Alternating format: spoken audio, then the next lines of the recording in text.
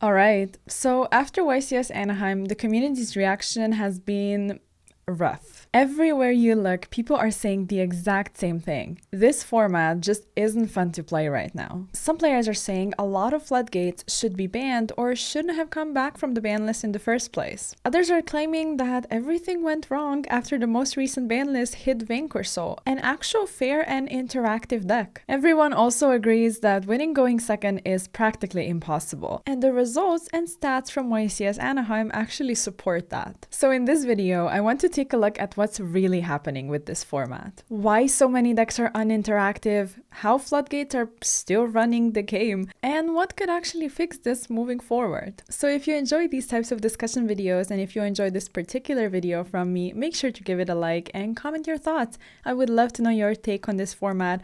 Are you having fun, or were you having fun a couple weeks ago and now you're not so sure anymore? So let's get back to the aforementioned YCS Anaheim stats. So one post that really stood out after the event is this one. It broke down how many players actually won games going second, and the results are kind of rough. So you can see in top 8, the player who went first won 10 games, and the player who went second won only twice due to Mucharmi Fuvalos and a brick. And overall, going second wins were 4 against 18 going first wins. So the player who goes first winning more than 80% of the time is concerning, to say the least. And those numbers basically confirm what players were sort of saying this entire time. If you don't win the dice roll, or if your opponent builds one of these crazy boards, your chances of actually winning that game drop drastically. Let's move on and talk about those crazy uninteractive combo boards. Spoiler, they kind of just weave together with the Floodgates. So at YCS Anaheim, if you look at the final, not a single opponent's first turn, so turn 2, was actually played. Every single time, the player going second would just scoop because they were unable to deal with the board with hand traps. What makes these combo decks so uninteractive is the fact that they play through hand traps very, very easily. So if you don't open specific ones, or sometimes if you don't open enough, you are not winning. It's just not happening. And what is the result?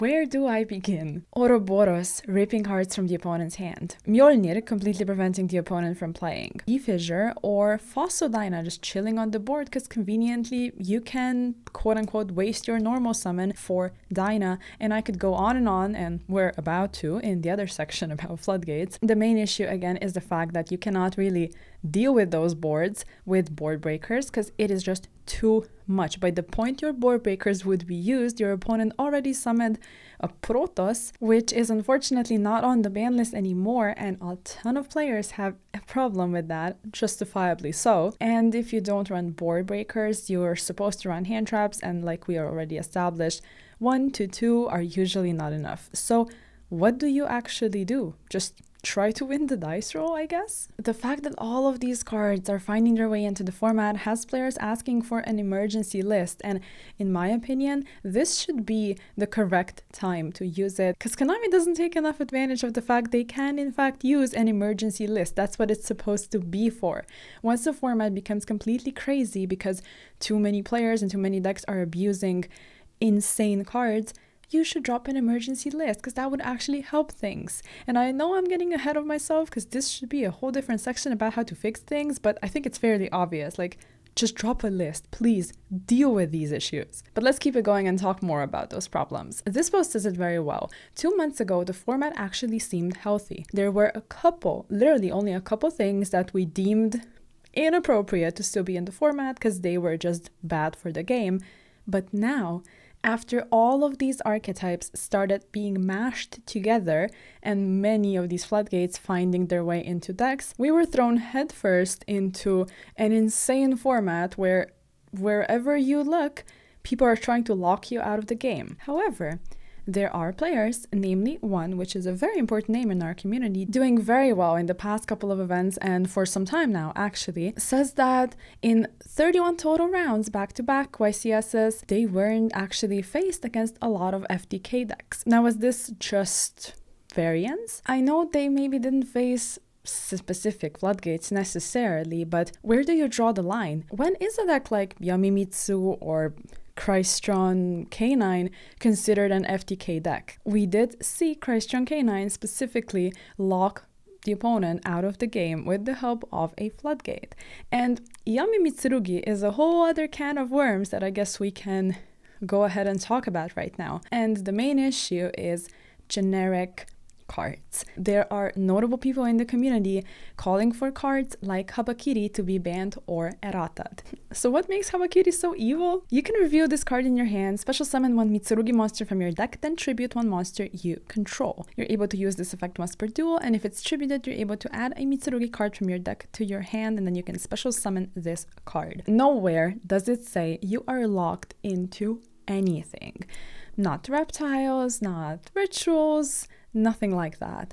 And what started happening is people are now pairing Diviner of the Herald, Nouvelle stuff, so the ritual package, with Yami and Mitsurugi, because you are able to tribute Diviner with the effect of Habakiri while also special summoning a Mitsurugi monster, essentially for free. And once Diviner is tributed, then you continue snowballing and you end up with a Yami Mitsurugi board.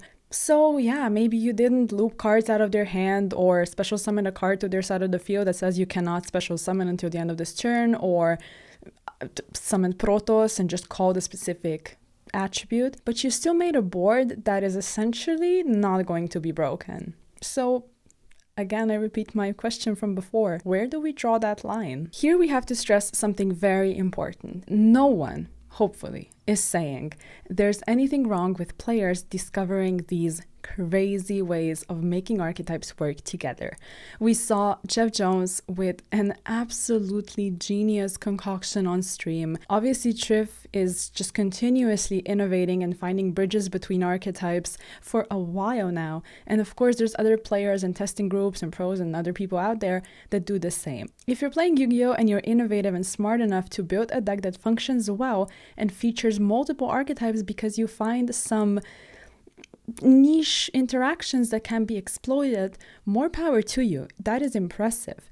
The issue is in just fundamentals, in the way our archetypes function, in no archetype restrictions, in the way Konami chose to print them, and that is the problem. And since I already took some time to complain about Floodgates, let's get back to that and let's really drive home the point of how we truly do not need them in the format. Let's talk about Artifact Mjolnir. So you're able to effectively lock your opponent out of playing. Moving on, we have Fossil Dyna, which I personally, I don't know if y'all care, but I have personal beef with this card because I play frogs in Edison. If this card is flipped face up, destroy all special summon monsters on the field, and then this most important sentence, neither player can special summon monsters. Yay! We love that, right?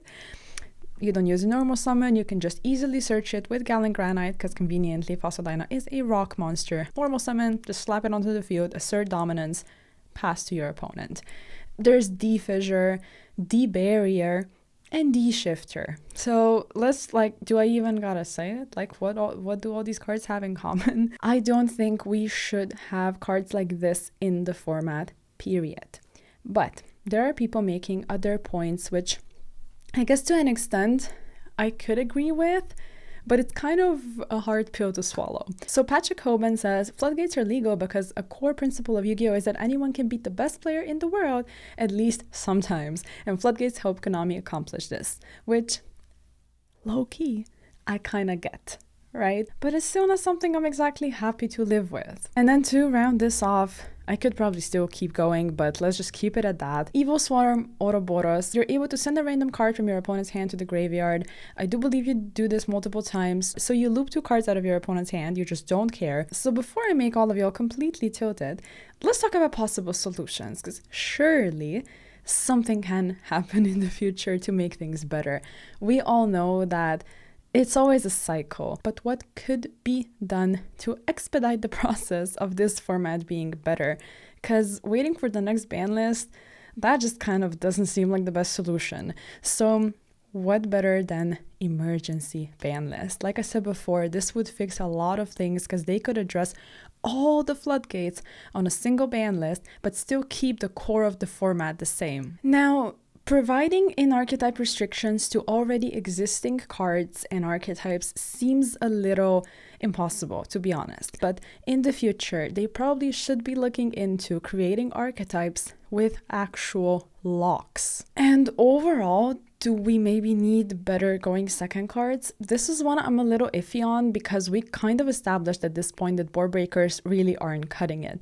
We thought this was going to be a board breaking format, but as soon as this happens, you get all of these crazy combo decks that kind of come out of the woodworks because people are expecting board breakers to be played so they can make their own combos and just go unpunished. And I do get that. If you expect people to be on a specific type of card like board breakers, you probably should exploit that if you have enough foresight. So with this, again, I want to drive home the point that it's not on the players. You're just trying to win, and there is nothing wrong with that. Innovation is key, innovation is cool, and it's, I guess, wanted.